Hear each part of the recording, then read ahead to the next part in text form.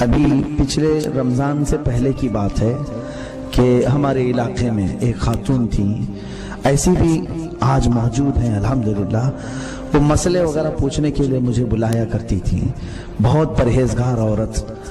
تو وہ ہاسپٹل میں ایڈمٹ تھی، عیادت کے لیے گیا تو وہ ہاسپٹل میں مجھے مسئلہ پوچھنے کے لیے 3 دن سے بلا رہی تھی۔ گیا تو کیا مسئلہ ہے؟ سخت بڑھاپا ہے، اٹھنے پھرنے کی طاقت نہیں۔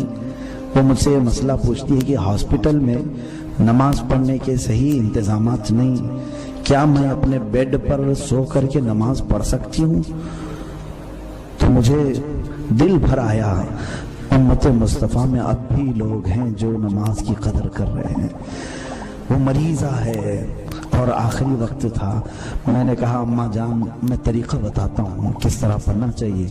آپ اٹھ پھر نہیں سکتے، سیدھے لیٹ جاؤ، قبلے کی طرف پیر ہو، پیر قبلے کی طرف، چہرہ تھوڑا سا اٹھا ہوا ہو، تکیہ تھوڑا اونچا رکھ لو اور کعبے کی طرف یوں تمہارا چہرہ ہو جائے گا۔ اور اس کے بعد ہاتھ اٹھتے ہیں تو اٹھا کر کے باندھ لو، نہیں اٹھتے ہیں تو آنکھوں سے اشارہ کر لو اور اللہ اکبر کہو اور پڑھتے رہو، اشارے سے رکوع کرو، اشارے سے سجدہ کرو۔ وہ خوش ہو گئی۔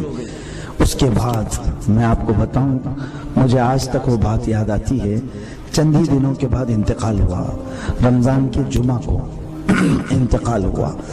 اس کے دوسرے دن ان کے بیٹے اب بھی ہیں، وہ آتے ہیں۔